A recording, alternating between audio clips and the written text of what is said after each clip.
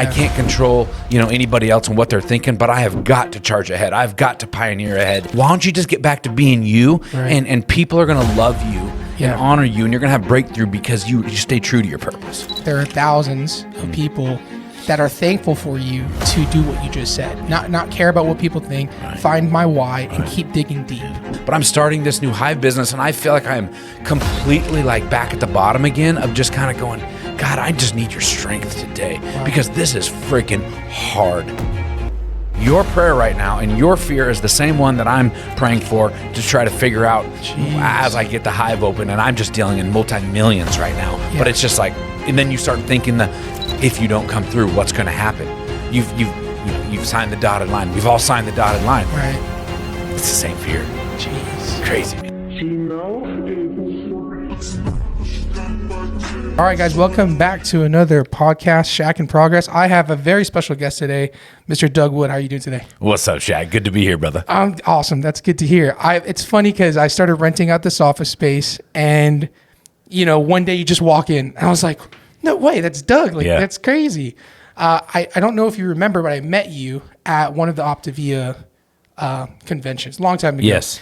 And that was a while ago on my health journey. So it is pretty surreal to have you here. So thank you. And your busy schedule, thank you so much for making it happen. I appreciate it. Always. It's an honor to be here. It was crazy that day when I walked in, and I know you kind of peeked your head outside your office, and you're like, Doug, and I'm like, well, I know you. I know we've met. Yes, anyway, it's been really cool ever since. Yeah, yes. And shout out to Pat Schatzline, Pastor Pat, and Pastor Karen. That's how kind of this all happened. So great. Well, I have a few notes here. Doug is a speaker. Doug's a coach, a leader, an innovator, a business owner, a father, a husband, right? And you've been through hell. After doing some research, I've seen some things. And, this podcast is about the progress to get to where we want to be, right?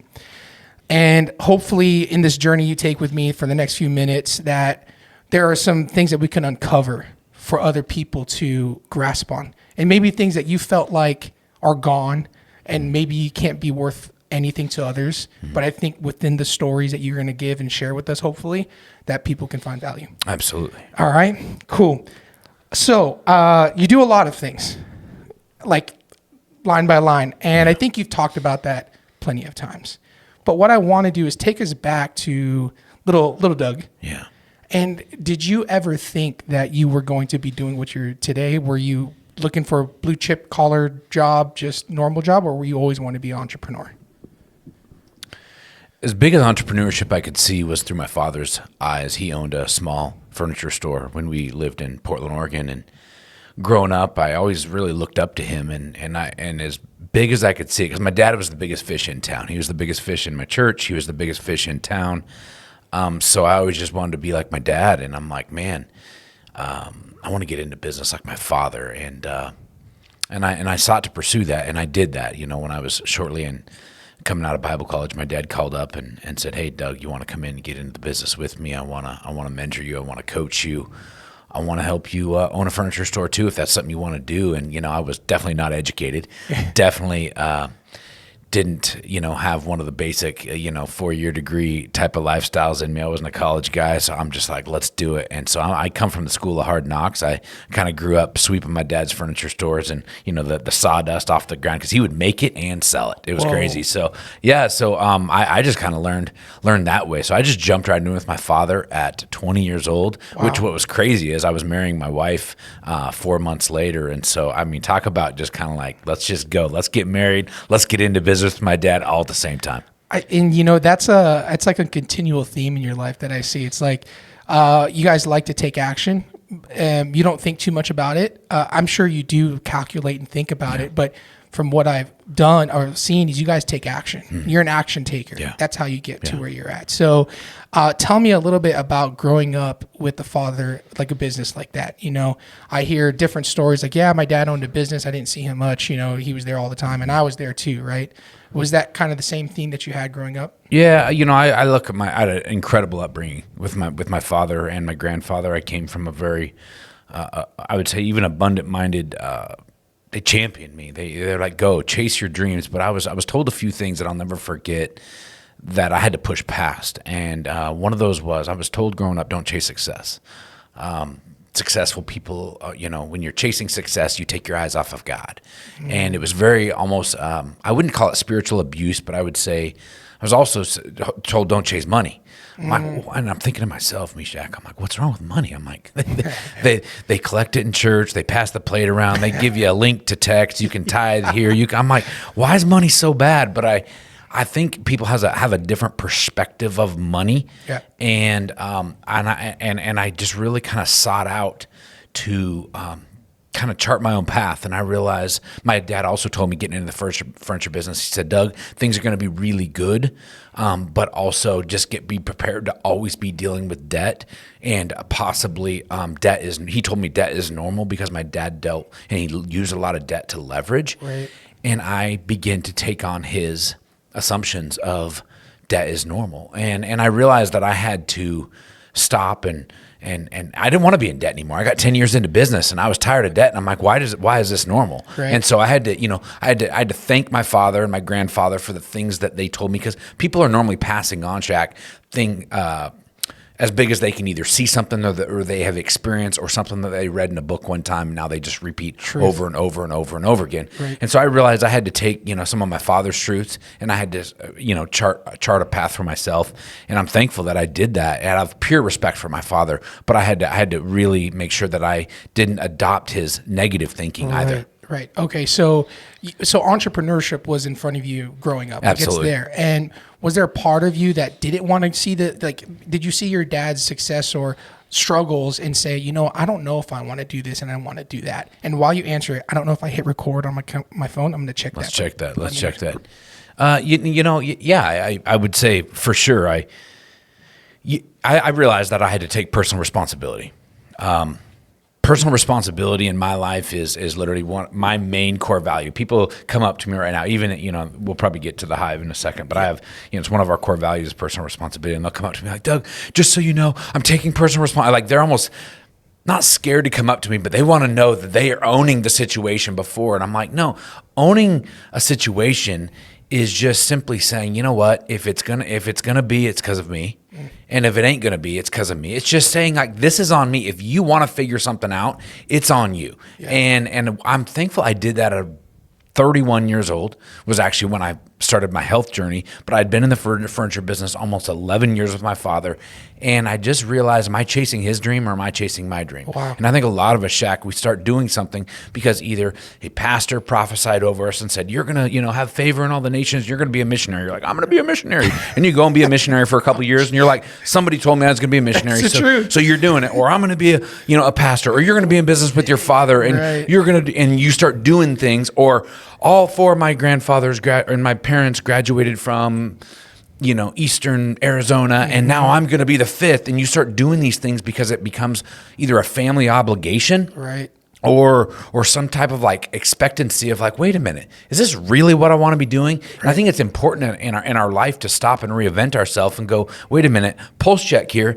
God, am I on living in my purpose, or am I living in yesterday's purpose? That's and so you got to just kind of stop, and I go, you know what, where am I at? What do I want to be doing? I'm responsible for being in debt. I'm responsible for being 75 pounds overweight. Yeah, I can blame stress. Yeah, I can blame, bad habits. And I was born at, I came out of my mom's womb at 10 and a half pounds. I mean, I was fighting it from day You're one. You're a big baby. Yeah, and I you could make all these things of like, oh yeah, I was raised this way. Right. Well, I love the old joke about like, obesity runs in my family. It's like, no, nobody runs in your family. It's like, eventually you just have to be like, you know what, this is on me, right? But what do I want? I see. Your passion when you talk about this, like your book, it was perfect. I remember reading and listening to it, driving over Gandy Bridge in Tampa, Florida. I was like, wow, this guy's passionate. He's on fire. And it sounds cheesy because it's like God, but I'm saying like you're on fire just in general. Like you're passionate, right? You're a trailblazer. Yeah. You don't care what people think. But the one thing that sticks out is you were in the church world, right? You were in ministry. That's right. I was in ministry. Sure. I drink the Kool-Aid at some churches, and I, batted an eye towards the things that weren't good, right? I've been jaded by church. I've been, talked bad about, Absolutely. right? How did you managed to get out of that world? And you don't have to go into each story, but I know you've been. Yeah. There's a literal YouTube video of you, of a girl who literally dissects your whole coaching program and says how much you're a fake and a fraud. Have you seen that video? You know what? There's a lot of good stuff out there about me. And she's not a Christian, and you're talking about money, and I've always wondered, how did you stay in your quote unquote faith and belief and love with God, even though you may have had all these people like jabbing at you? Yeah, let me keep it short and try to keep it sweet. I don't know about sweet part, but I get spicy around this subject because, again, I felt like when I was in the quote unquote church world with no money, let's just say I was broke, busted, and disgusted, but I loved Jesus. I felt like I wasn't getting, I was just kind of told, and again, no fault of my pastors or my friends or my dad or my grandpa. Just pray about it, brother. Just pray about it, and God will give you the desires of your heart. And I'm like, man, I'm praying about it, and I don't feel like I'm getting the breakthrough. So the first time I started stepping outside of the four walls of the church, and I started getting into personal development. I started reading, books by Grant Cardone, right? Or some books that, John Maxwell's a great guy, but I'd start reading some leadership books, things that weren't just within, the Bible or the Holy Spirit or something like that. And so I started realizing there's a lot of tools out there in my business, my health business. My health started improving. My health business started growing. I started making more money, and I actually got real bitter. I'm like, man, like I kind of got it all figured out. And I'm like, but I felt like God said, Doug, don't throw out God with the church water. Just because the church water is a little contaminated, because we're just a bunch of imperfect people. We are the church. Right. We all, the church, as it's at the four walls. No, this is church right now. You and I just sitting there, two or more gathered. We're just talking about life, talking about growing, talking about the good things. So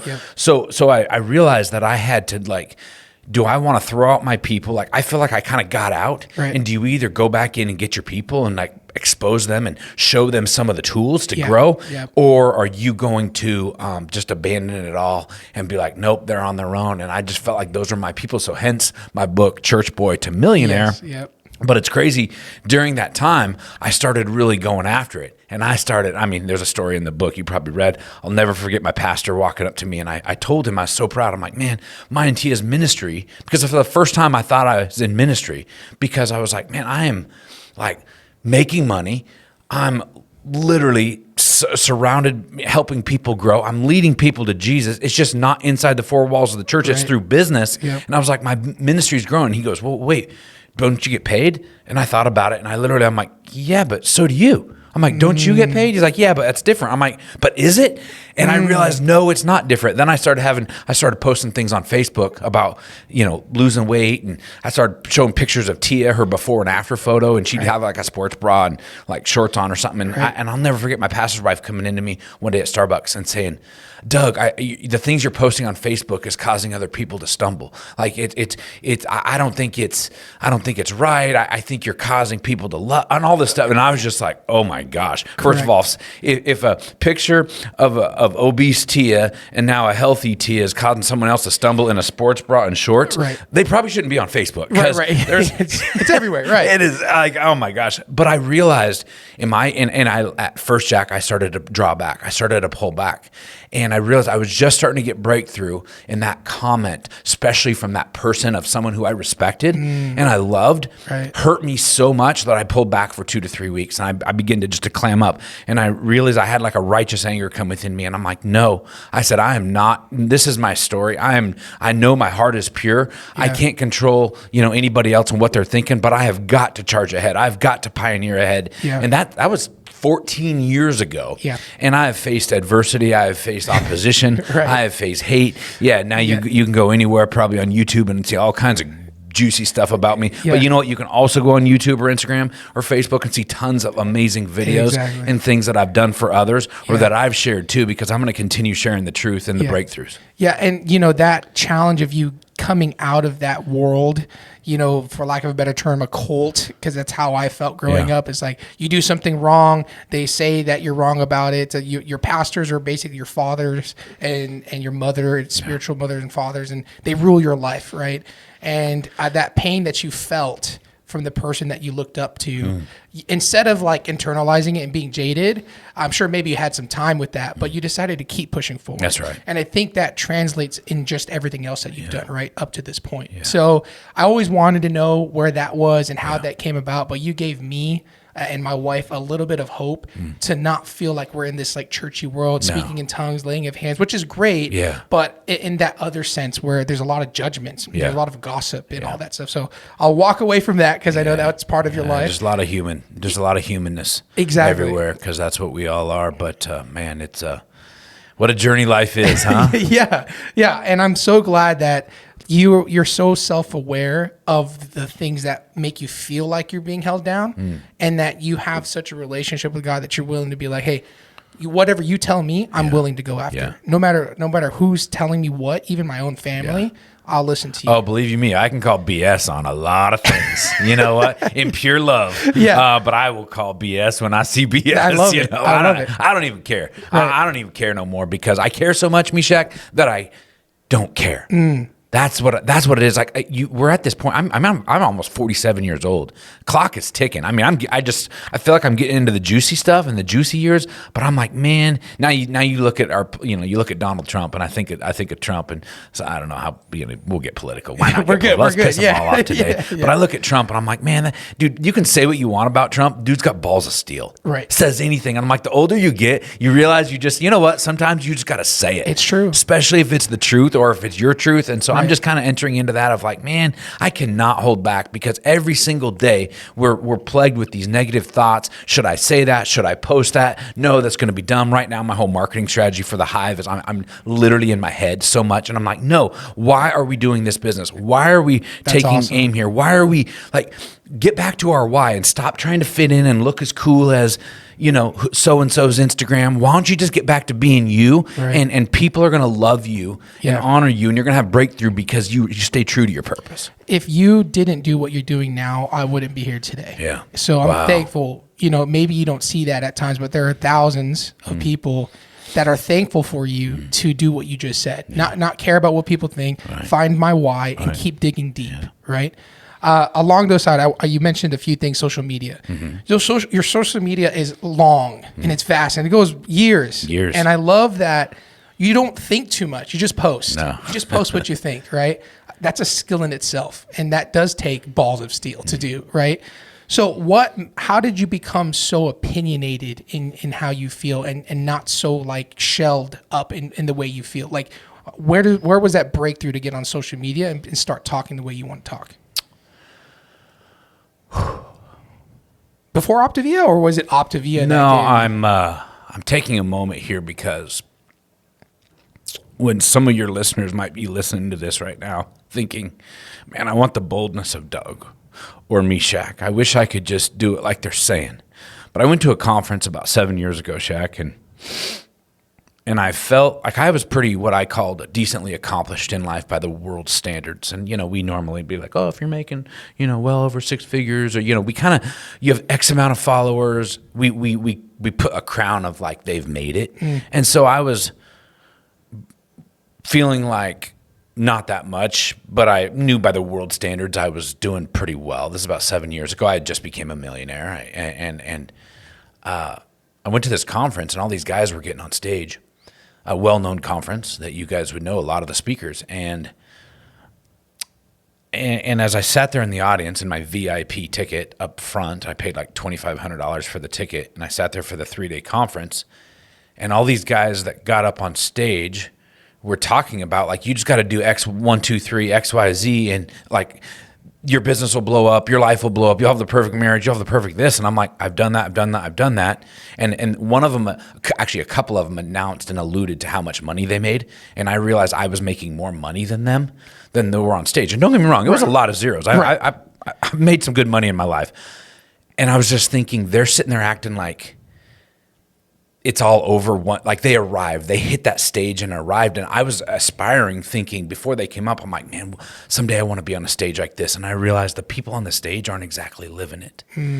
And I promised myself that if I ever take a stage or ever have a platform, which I did at the time, but I said, if I ever take the stage, I'm going to tell people about the journey that you're living, not that you accomplish. I kind of feel like this. Why does that, and this sounds like I have butthurt towards pastors. I don't, but I challenge pastors because I coach a lot of pastors. Oh, cool. I'm like, your congregation doesn't exactly care too much about how you live on Saturday and Sunday. They see that. What they want to know is the devil you face on Monday morning when you wake up and what you do Monday through Friday, because they get your Sunday highlight. That you tell them all about your Sunday highlight, and you're there, you're high-fiving, you're loving, you're praying, laying on hands. But tell me about Monday morning, Pastor. Tell me about Tuesday morning. How are you getting up when you don't want to get up?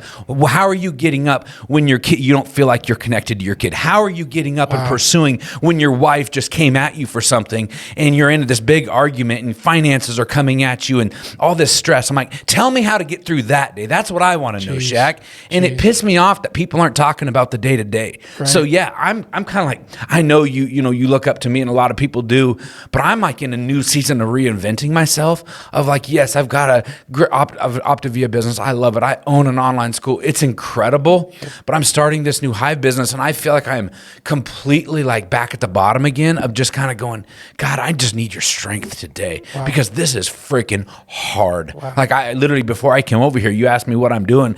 Honestly, about an hour and a half ago, I was just in tears.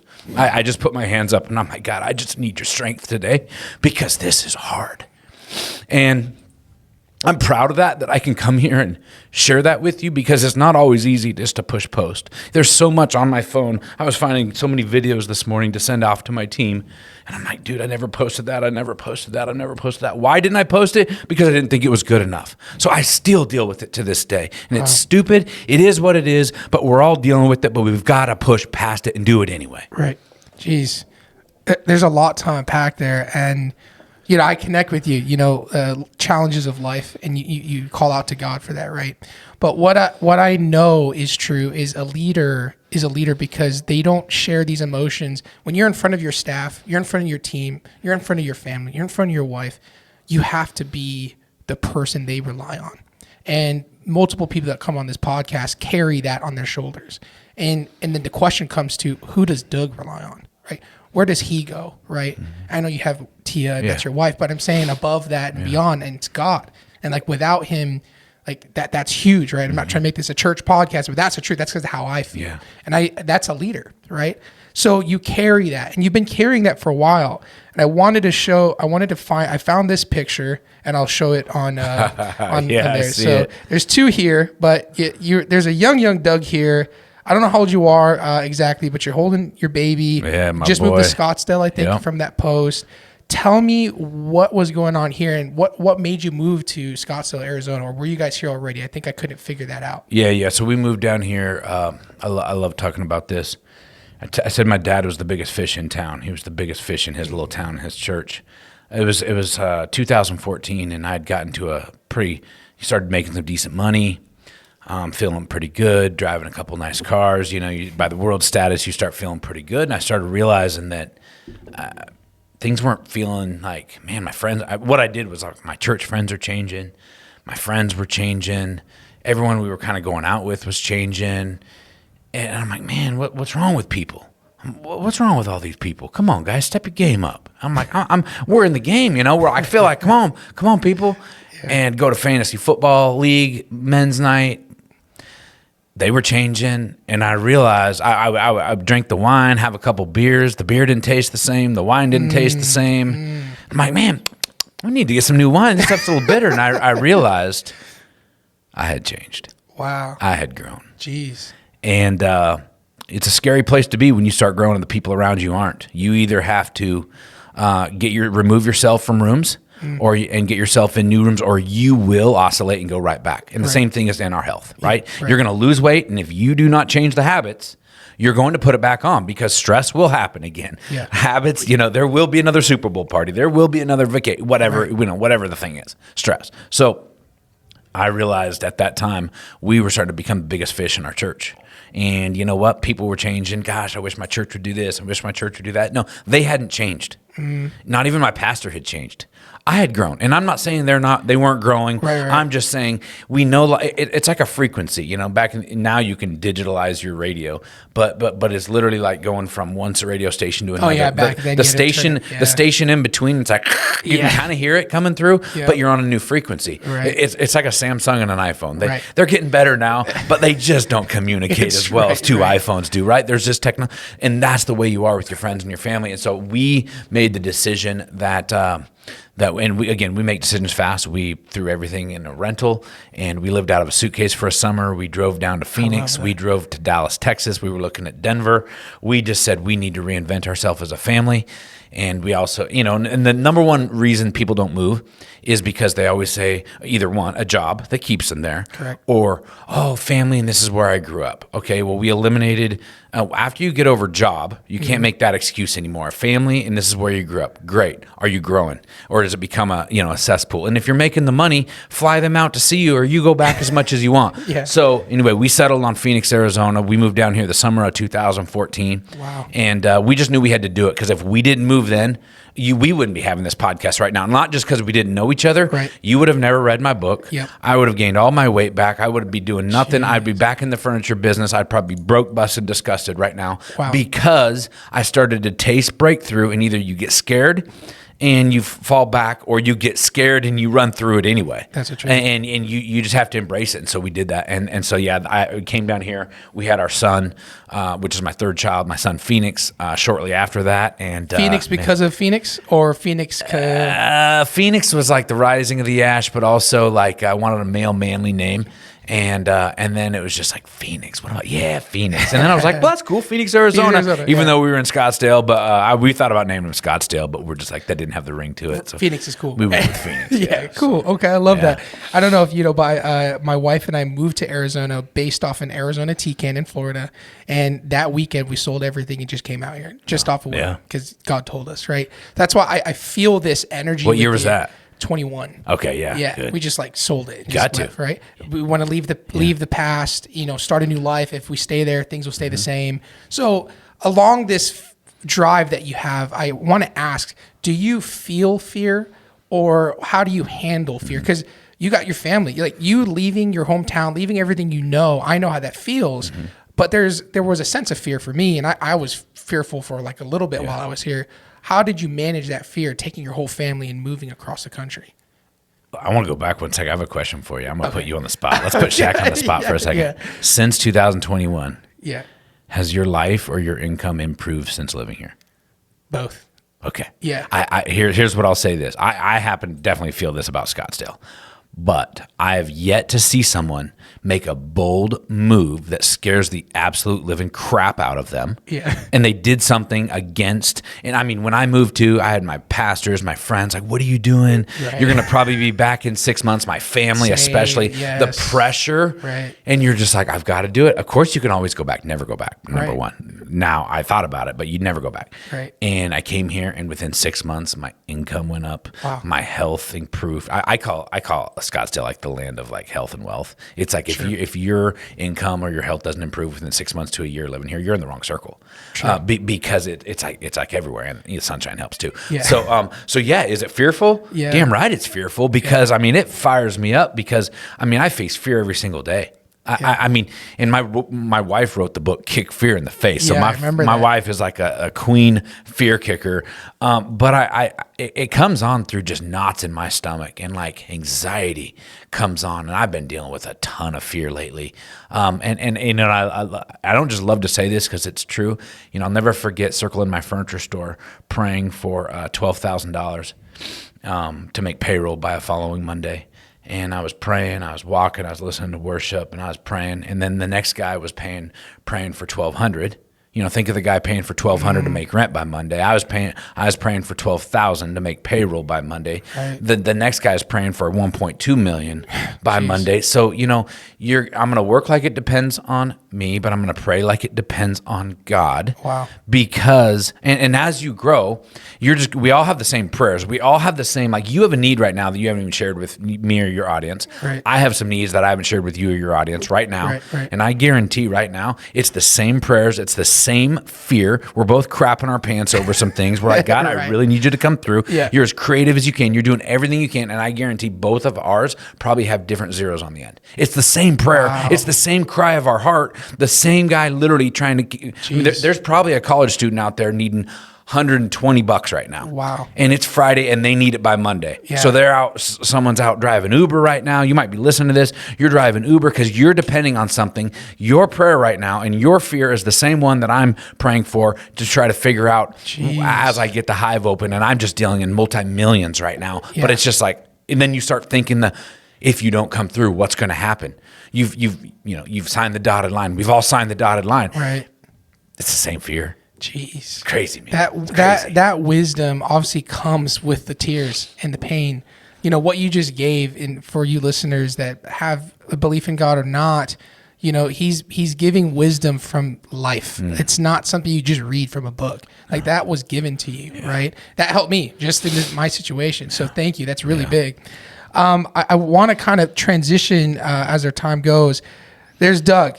For you to post, Doug, I don't know how much you were weighing at this point. I was tipping right in about 270, 275. 275. Okay. Obviously, there's always a point of change in our life, and there's reasons of why. And you probably preach this multiple times, but to the entrepreneur, the business owner, the creator that's stuck where they're at, what can you say to them what can you say to Doug here back in the past? Well, first of all, my 275 is somebody else's 375 or 475 or another woman's 135. So the weight doesn't matter. It just happens to be, that was my number. That was my peak. That was my point of misery. So I'm always, since I'll never forget my cousin years ago, she had lost 7 pounds. She goes, 7 pounds isn't a lot, but to me, that was my world. You don't know. I didn't want to be a mom. I didn't want to get out of bed.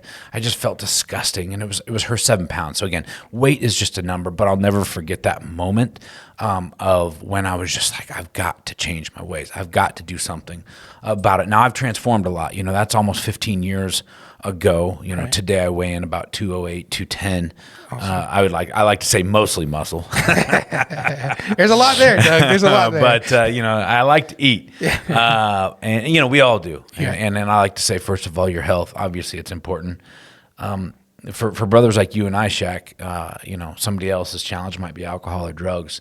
Great, you can abstain from that and either be all in or all out. Unfortunately, we still have to eat every single day, so we have to confront I don't want to put this on you, but I have to confront my addiction. Right.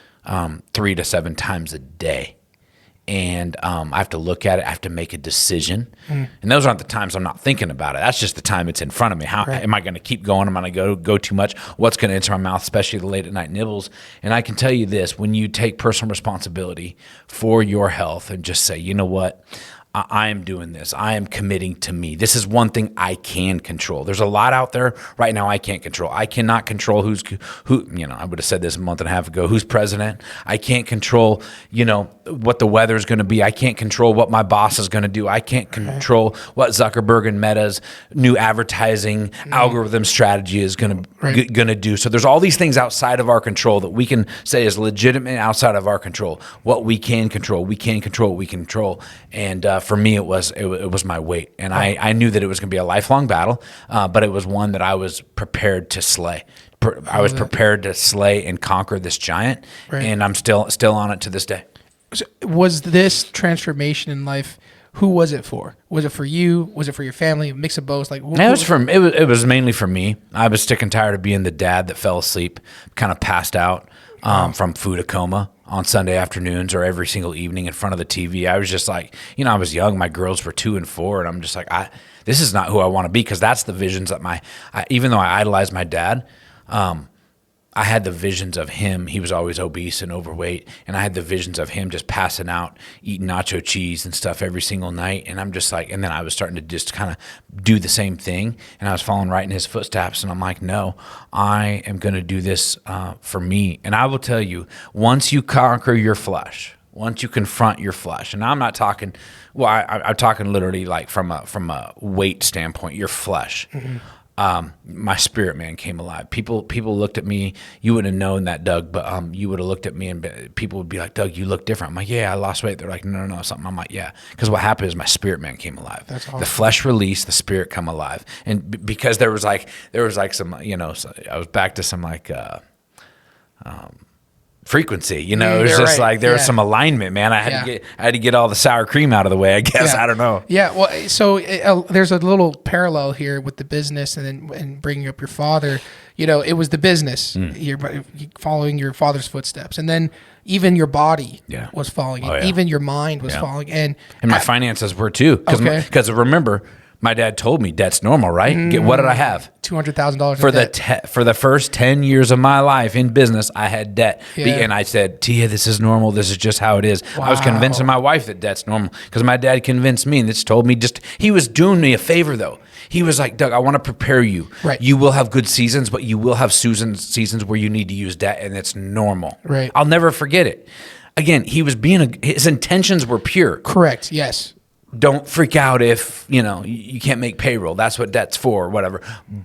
But I took it on as normal and all the way down. And so, we're really committed. T and I are really committed to taking a look at our family tree. I believe every listener right now, you need to look. I bet you'll start to see patterns in your life that you're seeing in your parents or your grandparents. I'm guessing whether it be addiction, whether it be multiple seasons or years of divorce, whether it be a certain struggle, whether it be gambling. Right. I mean, pick out anger, jealousy. Right. I mean, you can go down the list and you're going to probably start to see patterns. And the good news is maybe you didn't come from a healthy family, but a healthy family can start to come from you. And I say start because I'm confronting giants. Like I look at it like this. And speaking of Pat Schatzline, his brother Scott, you know Scott? Yeah. Okay, Scott and Christy, man, they came out and they looked at me years ago and they said, "Doug, you for your family." They go, "I picture a field, and I want some of you to picture this. There's a big old field, a big old crop you're going to plant maybe a beautiful, beautiful flowers or maybe a beautiful hay field. But right now it's just dusty, it's old, there's weeds coming out of it. What's the first thing you're going to do? You're going to get out there and you're going to bulldoze it. You're going to bulldoze that bad boy. You're going to till it up. It's going to be you're going to be hitting rocks. You're going to probably freaking jack up the tractor because you're tilling it up. Right. Yeah. Then after you till it all up, you're going to come through. You're going to smooth it out and you're going to plant some seed, right? And then what's going to happen 6 months, a year later, there's going to be a harvest." He said, "Doug, you are a first generation bulldozer. Wow. It's going to be bumpy, but you're the first one to enter the field and you're going to confront some of these. I want some of you listeners to listen and understand this, that no matter what situation you are in right now, you are a full first generation bulldozer because you're on this podcast. I'm guessing your father and your grandfather or other people before you weren't listening to podcasts, weren't listening to personal development. So you're bulldozing your life right now. You're recognizing things. You're recognizing, oh my gosh, yeah, you're right. That does run in my family. Good. Do you want to do something about it? That's bulldozing. You're starting to take action on it. And the good news, and then he said, "Doug, your kids are going to plant some seed. You're going to plant some seed too, but your kids are really going to plant some seed and they're going to start to see some harvest." Wow. He goes, "Your grandchildren and then your great-grandchildren are going to enjoy the harvest of work that you and Tia did because it was rocky and bumpy. And no one will ever know the rocks and the bumps, but you're confronting those now." And Shaq, that's the type of work. That's how I look at the spiritual work we're doing right now in the business world. There's things right now that are just going to be bumpy. But you know what? Our children and the people around us, Scottsdale is going to benefit from the work you're doing today. People are going to benefit from this podcast 15, 20 years from now. And they're not going to go back and maybe quote this podcast, but it's going to be because of something that was birthed from this. I agree. I think that generational shift, breaking the curses. I'm just at 34 realizing what you're talking about from myself, right? But can you teach the self-awareness for yourself? Like you realizing these things are holding you down and wanting to change. Is that teachable or what can you help with people that can't see that self-awareness? Well, I think we gotta stop and create space to listen more. One thing that I don't tell my kids how to think, I just ask them what they're thinking. What are they feeling? Like, how'd that make you feel? Like the other day we went to sounds like I'm bagging on church. You guys know I love, it's funny. I just have the best examples come from church though. That's true. We were at this church in town a couple months ago and it was I hear everything though. I'm in personal development, and I understand just every pastor, every person, just like me, people, look, you can go on YouTube and people can dissect my talks too, whatever. So I was sitting in church and it was this bizarre message that was just like, dude, this guy is kind of on one.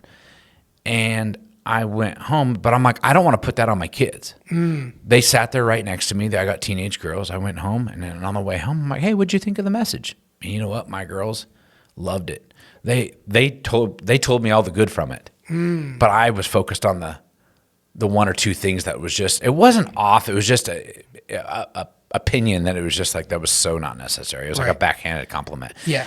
But I realized, great, they didn't hear it. I don't need to put that on them. Oh, we're not going back there. Wow. They were wrong. No, all they heard was good. If they would have repeated something that was off, I would have been like, how'd that make you feel? Wow. They didn't hear it. I was focused on the negative. I've had other times where I've went to them. I'm like, hey, we were all over at the so-and-so's house last night for dinner. Did you guys enjoy yourself? They're like, kind of, really. And same things maybe I was feeling, right? Really? Well, tell me more. What didn't you like? I don't know. They're just sometimes, they kind of made me feel like, or the kids weren't sharing. I mean, it can be such a small, those are the things you want your kids to, and you don't have to be like, I know, they're such bad people. We're never hanging out with them again. No, but you're allowing Holy Spirit, and you're allowing your kids to start to think for themselves, start to hear, start to examine, start to observe. So yeah, I do think you can teach your kids and ourselves. We can grow in our self-awareness. Wow. And I think those are important. So, we don't want to train a bunch of robots. Yeah, I agree. That's actually really cool. Again, in wisdom and your experience in life, that's great that it has to be taught, or it can be taught to your children, right, to grow. I think you somehow speak with such like courage about your spiritual life, right?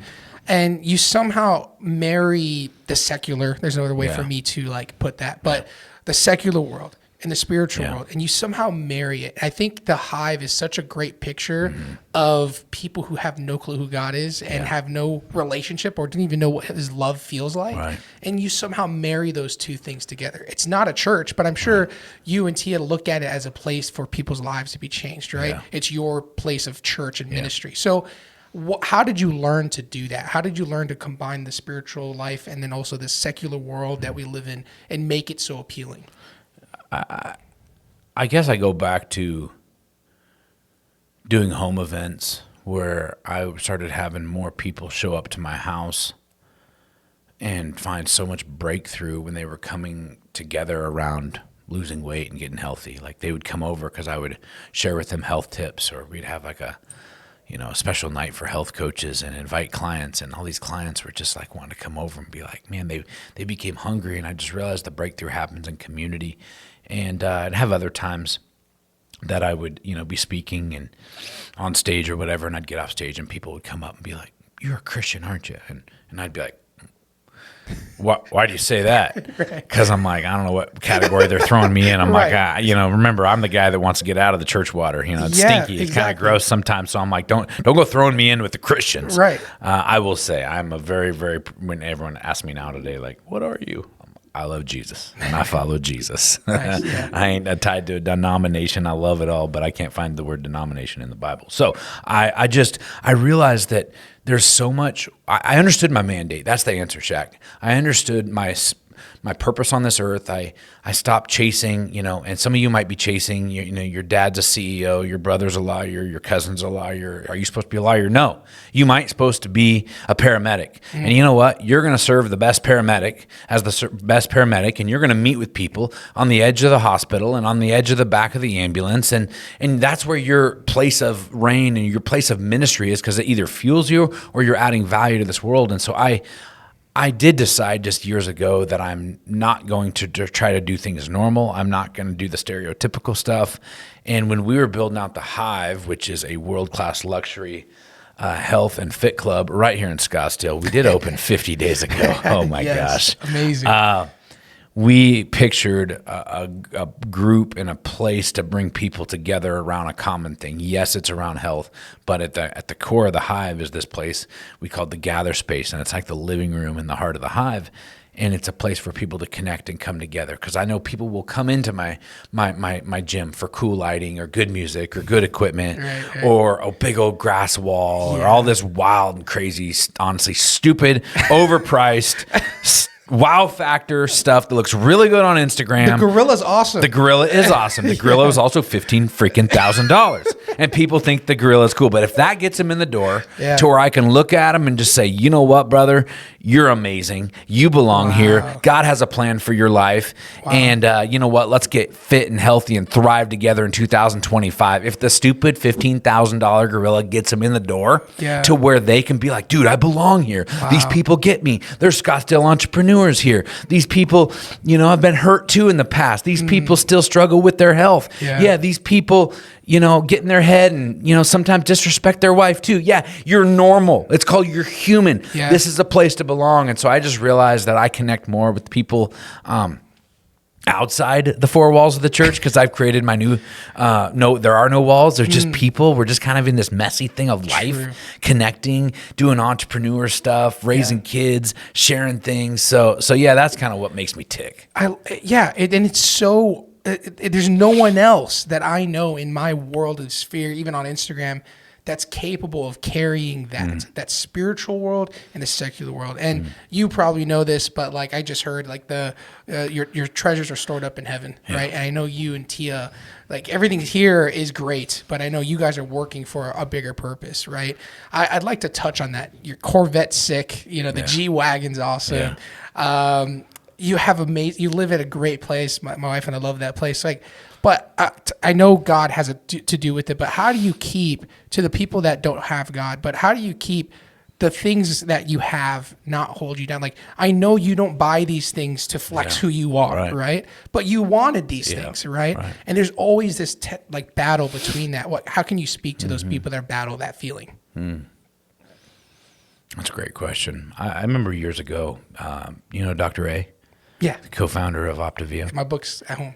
So I was at Dr. A's house about 8 years ago, and I was brand new in the business. Again, I was brand new to, I would say, starting to have made a significant difference and, you know, helping a lot of people get healthy. And I was over with a group at his house, and we were having dinner one night, and there's about 30 people there, and we kind of took a little break, and he brought out some really good wine and poured a glass of wine. I'm like, dude, I'm drinking a glass of wine at Dr. A's house. He had just built this gorgeous, gorgeous home overlooking the Chesapeake Bay, and he'd just given us a tour because, you know, he had just built it, and he was, you know, proud of it, but also he wasn't trying to boast. He was just like, it was really cool to see. I'd never been in a home like this. I mean, it was gorgeous and very expensive. He ended up telling me, he's like, I never should have bought this stupid rug.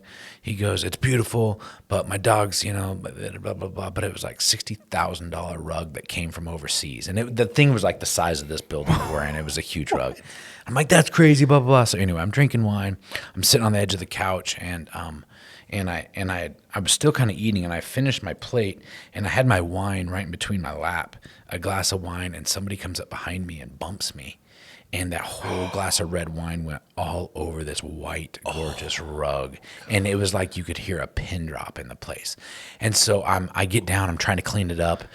And I go get a rag and I start to rub it. And I'm like, I'm the type of guy that, like, let me make the mess. I'll clean up the mess. But then I'm still going to tell you I made a mess. Right, but I want to clean, like, try to get rid of the, you know, the blood. Let's clean up as much blood as possible. Right. And then so I'm that guy. So I'm cleaning it.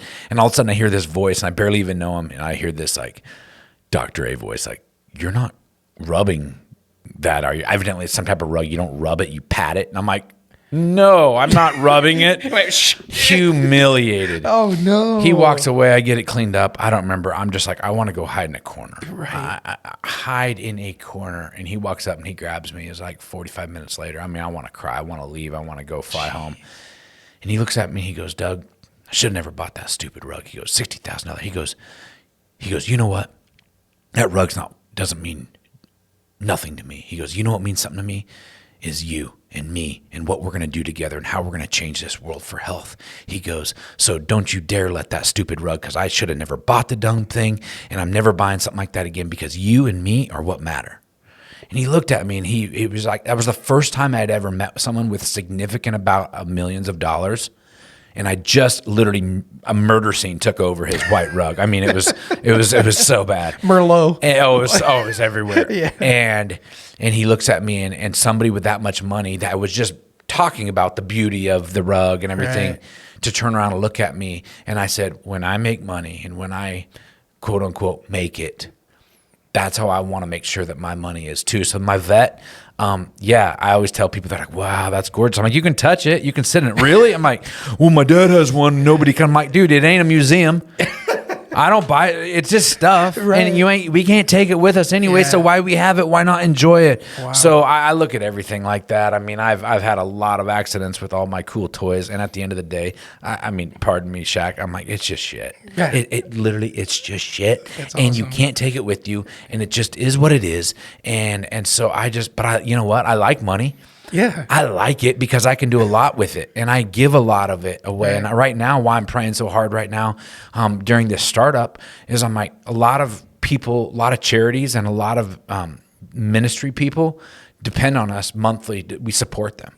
And T and I made a commitment. We are not going to our people that we donate to, that we want to keep donating it to, and saying, sorry, we didn't work hard enough today. We didn't do enough podcasts. We didn't post enough. We didn't stay on offense enough. We let fear get the best of us. So sorry, we need to cut our monthly giving to you. Holy crap. So I'm on the edge of like, dude, it's getting tight. I'm not, again, my tight might just be more zeros on the end than other people's Right, tight, yeah. but my butthole's puckered up just like anybody else is. Okay, so you want to talk about tight? I don't want to make some phone calls to some people that I love and care about and say, sorry, I can't pay you for a couple months. I can't donate to you because things are a little tight. No, I got to figure it out, and that's what keeps me focused on God, even though you're scared out of your mind sometimes. And so no, money, it's funny how people like it'll change you. No, it defines who you already are. Wow. Money just defines. It's the truth. You're an ass, you're going to be an asshole. Right. If you're a good-hearted dude, you're going to be a great-hearted dude. Yeah. You're a giver. If you give a little, when you make more money, you're going to probably give a little bit more. If you give a lot when you're little, you're going to give a lot when you make more. It just magnifies who you are, because I have so many multimillionaire friends, and I can most of them are cool. Otherwise, I wouldn't call them friends. But I can see the blessings, and I can see the favor in their life but I can also see the same patterns, because I knew most of them before they had anything, and I can just see the same great things magnified, and I can see the same things like, they still got some work to do. Just like I got some work to do too. You know, we all have our blind spots. I love that. Thank you. There's a lot to unpack. I want to make sure I'm on time with you. All right, perfect. I'll start landing us here shortly. The last bit here, there's a picture of you and Tia here. I don't know how old you guys here, how far back, but it says the quote is just got married, or yes, I married up, smiley face. Talk to me about this moment and how we kind of got to that point. Just quickly, you don't have to go into this story. I used to joke with Tia, and again, some of you guys do not say this to your wife unless you know her real well. But I used to joke with her. I'm like, baby, when you turn 40, I'm trading you in for 220s. Do not, I dare you, don't say it to your wife. She always knew I was joking, Right. but some wives would not take that well. And then when she turned 40, she goes, you still trading me in for 220s? I said, heck no. I said, I ain't spent another 20 years training them. Right. I said, it took me 20 years just to get you where I want you. And that's me and my that's cool. Not being true. I'm just joking. Right. The growth, the work that you put into your marriage in your early years is so worth it. Mine and Tia's hell years, we always say, was year 3, year 7, year 11, and year 15. Mm-hmm. I can tell you everything about them, and it's funny how they kind of show up in 4 to 5 year cycles. Wow. And we made it through, and we almost quit on a couple of them. And now to see the blessings, the beauty, we come along and we align on the common goals. We don't keep score. No judgment for people that like, you played golf yesterday, so I get to go with my girlfriend tonight. It's like, we don't keep score. Right. We have that trust that we're both working towards the common goal. And of course we have to have hard talk sometimes, but man, my wife is my everything. She's my rock. She stretches me spiritually. She's the one that has kept my faith, grounded.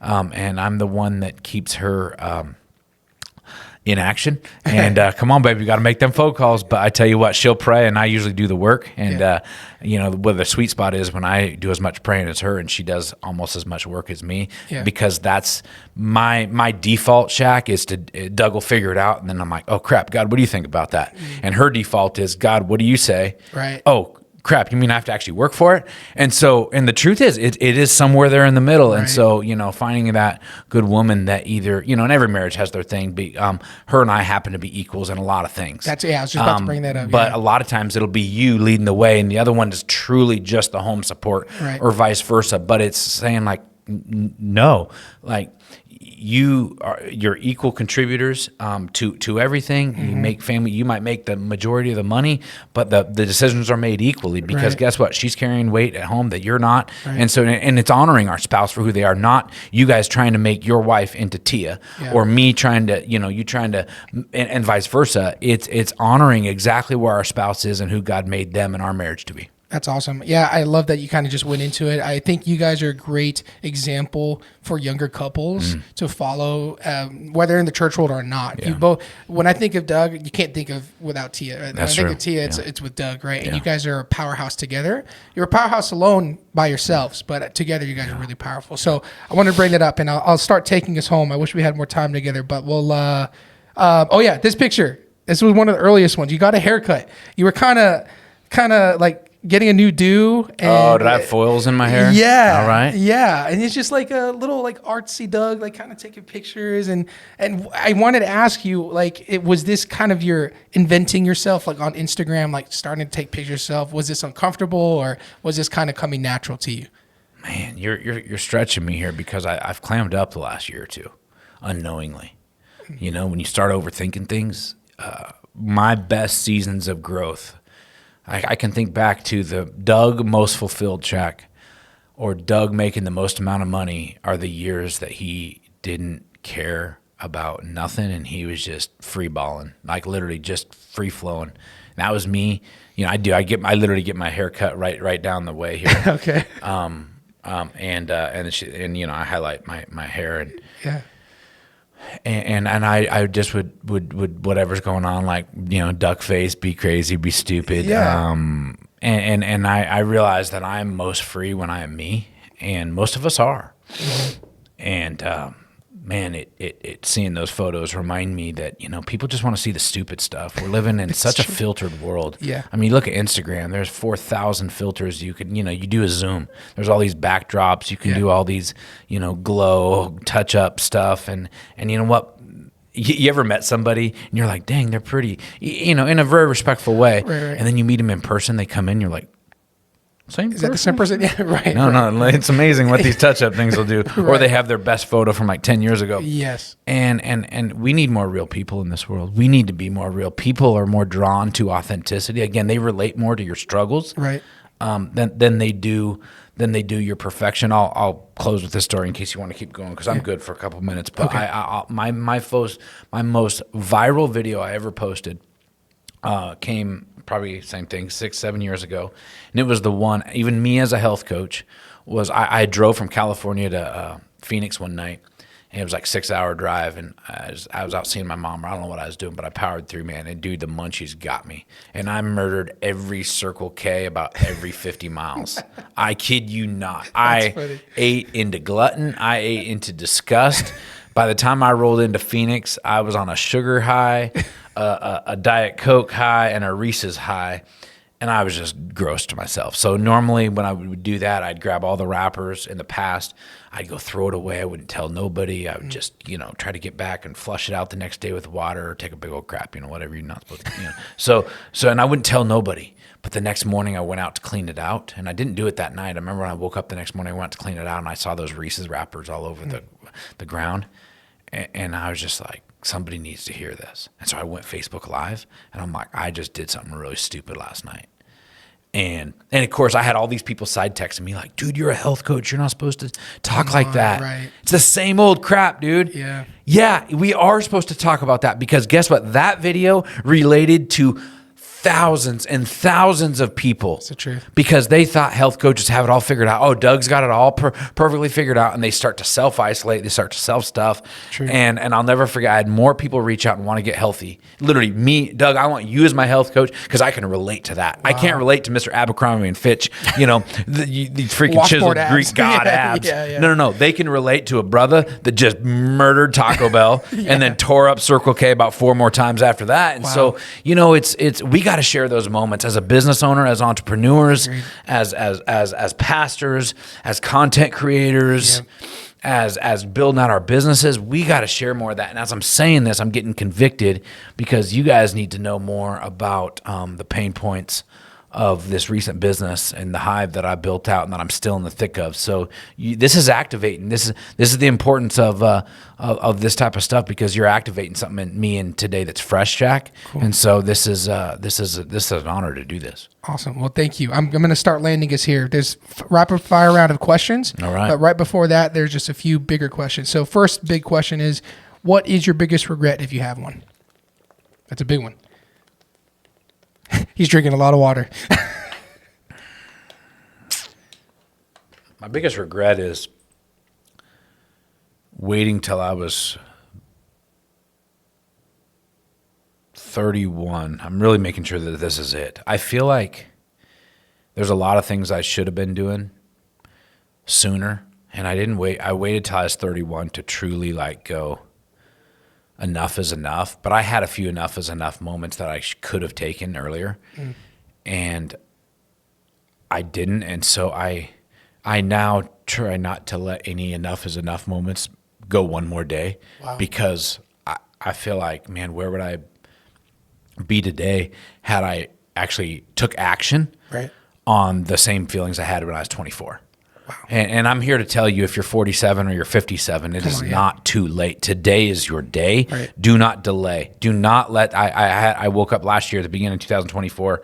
God woke me up in the middle of the night. I just had a big surgery. I had all these weird dreams, and I literally I felt God say, Doug, you are allowing the spirit of delay to come over everything you're doing right now, and you cannot let it creep back into your life. Wow. And I think there's some people listening to this right now that are allowing the spirit of perfectionism, spirit of delay, to just be like, I got to get all my ducks in a row. Right. When I get this much money in the bank, I'll do this, and when I have this much, no, it won't. You won't do it then either. So knock off that BS. Do it freaking right now. Wow. It ain't going to get any easier. Yeah. You're going to have another stupid excuse 6 months or a year from right now, and you're going to make up some justifiable stupid ass story. Yeah. So do it now. Yeah. And that's the probably biggest regret, is I waited too long. Fair enough. That's a big pill to swallow if you're listening, but it's a good one to swallow. So how would you like to be remembered?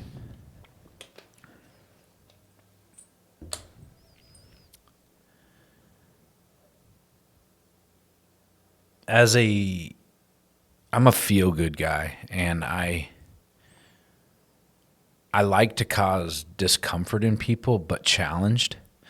So I want people to walk away from knowing Doug as he pushed me, he challenged me to level up.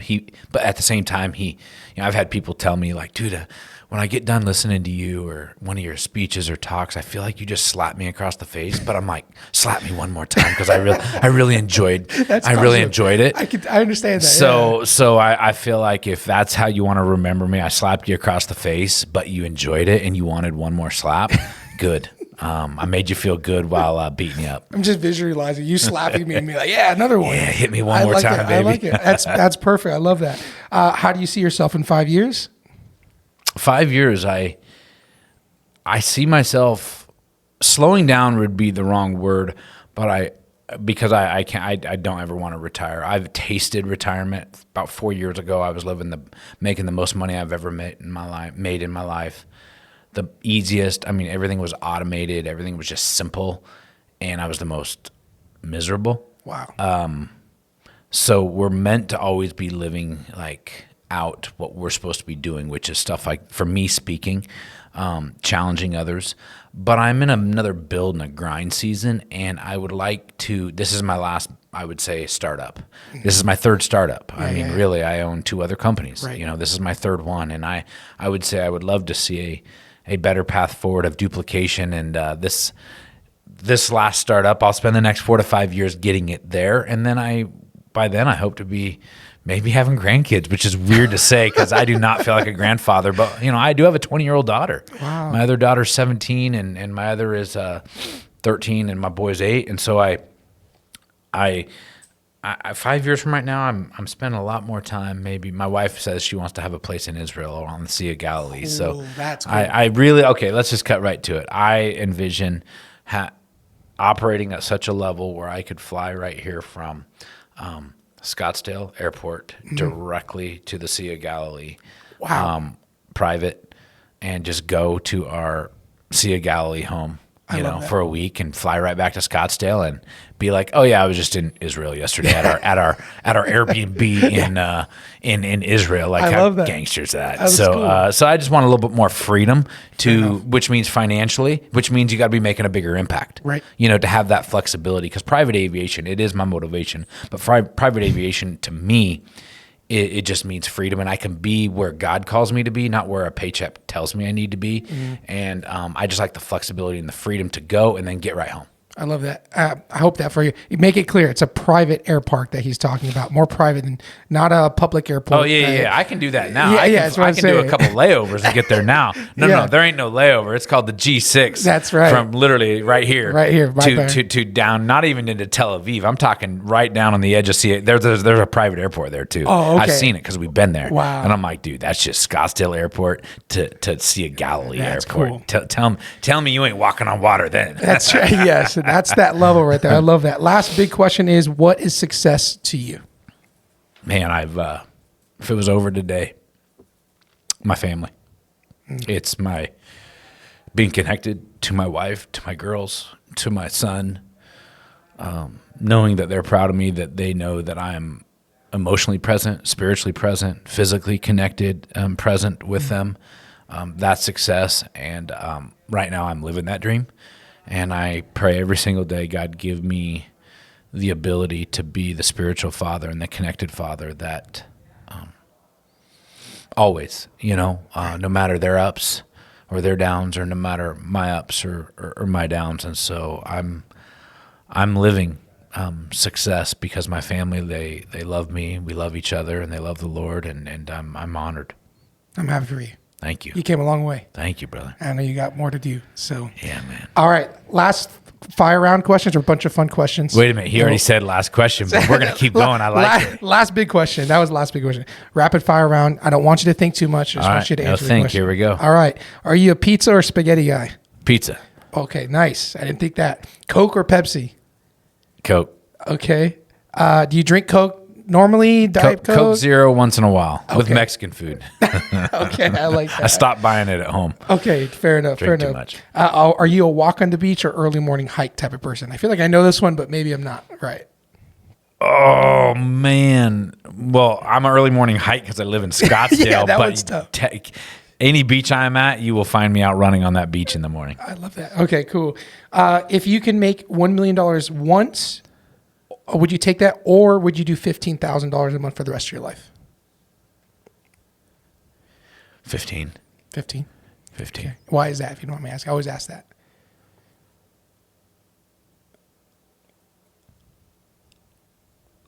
I like risk, and I like creativity, and I can do a lot more with 15 a month. Was that the question, right? 15 a month. Yeah. I could do a lot more with 15 a month. Wow. Than I could with a one-time buy, because you'd be bored at $1 million. Because most people think like, oh, they get $1 million. Because I used to dream of it. I used to, gamble too, and I'd be like, dude, if I ever hit the jackpot, what would you do with $1 million? I'd pay off all my debt, and I'd buy my house, and I'd buy. You wouldn't buy it. You wouldn't buy your parents a house, and I'd give all this money to charity. BS. If you ain't giving now, you ain't giving later. Right. So okay, after you stop lying to yourself, and then that'd leave me $300,000 left over, and then I would. And then you'd have to work, right? And then you'd be miserable even if you weren't working, right? And so 15,000 makes you stay in the game. You got to get creative. You can hustle. Yeah, you can. I mean, you ain't gonna go far here in Scottsdale, but you can do all right. Right. But there's still some money there to invest. There's some money to start a business with, or to get creative. It buys you time maybe to build a startup. True. I just feel like there's a lot of creativity around that. That's a very good What's answer. What's yours? Or you haven't answered the question yet. I've never answered the question. All right, we're gonna have to get Shaq back on here to answer his own question. One day, when I'm finally there. Stock or crypto? Stocks or crypto? Here's my honesty. I know nothing about either. Okay. I'm dead serious. Great. I have a great financial advisor. Okay. It seems like crypto right now, people are just peeing themselves over. So I kind of want to say crypto because it seems to be like, you should have done that and this is it. I don't know, dude. Hey, I don't you're have the a first. clue. That's great. I love that. You're Yeah, still and where honestly, you're at. the way I look at my life, when it's time to spend your crypto money or your stock money, your life's probably about over anyway when you finally need it. So the way I look at everything, I'm kind of living not really for today. I'm wanting to set up like my businesses and stuff to where they're generational, they're legacy businesses. But I'm really not putting a lot of faith in like, oh yeah, someday I'm gonna pull everything out. I mean, I see so many people, my grandpa included. He didn't even have much, but he never cashed out his stocks and he died. So it's just like, I don't know. I just don't know enough about them, honestly. Yeah. I'm sitting here probably talking from a kindergarten level of stuff, but I'm not into them. You're where you're at without even needing any of those, right, which is great. Right. Great. Lamborghini or Ferrari? And there's one more question after this one. Ferrari. The cigar and the wine type. Old money is what I call Ferrari. Oh, really? Okay. Yeah. I'm a cigar guy. I've stopped drinking the last couple of years. My wife and I both have. We did a fitness competition and so you'll find me with a mean cigar in my mouth though, now and then for sure. Ferrari, I like it. And which Ferrari is the one that you go for? I don't even know which one it is. All I know is I can picture it in my head right now because it drives around me here all the time. Okay. They're everywhere, aren't they, Shaq? Yeah, they are. Around here, yes, they are. All right, last question, Doug, for you, and I appreciate your time. If you could have any superpower in the world, what would it be?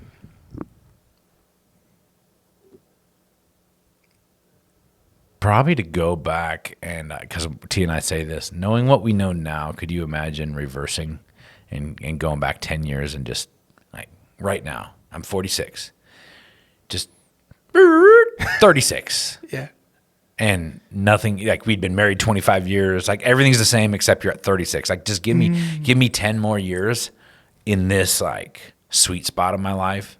I feel like your sweet spot's like 35 to like 55. And I'm like, man, I feel like I'm just coming into my sweet spot. I'm like, man, I really wish I would have like I became a millionaire at 35. Wow. 36. So 10 years ago. First time single digit millionaire when I was 36. So that was 10 years ago. So knowing now, I've been living 10 years doing decent, you know. Man, go back, give me all the knowledge I have now. Forget the money, just the knowledge, the wisdom, the experience, the emotional intelligence, the personal growth. But I just get to do it at 36. Whew. Don't waste time, folks. Don't waste time on yourself right now. Get into action on your head and your heart and your leadership and your business skills. Gosh, got to skill up. Yeah. And to that point, what you're saying, what do you want to leave to the listeners listening that are trying to get to where they want to be? What would you leave with them? Dude, you are God's highest form of creation. I mean, he could have made you into a bird. He could have made you into your dog. True. Dude, he could have been Buddy. I could have been Buddy, my little Boston. But no, he gave you life. He gave you spirit. He gave you ability. He gave you the ability to think. He gave you the ability to also, he gave you free will. And I think some of you are taking a little bit too much free will. And it's a good thing you're on this podcast, first of all. Incredible being on this podcast. But I still think some of you guys are overthinking it. And you're trying to get everything measured and get everything just perfect. Stop thinking about it. Start doing it, folks.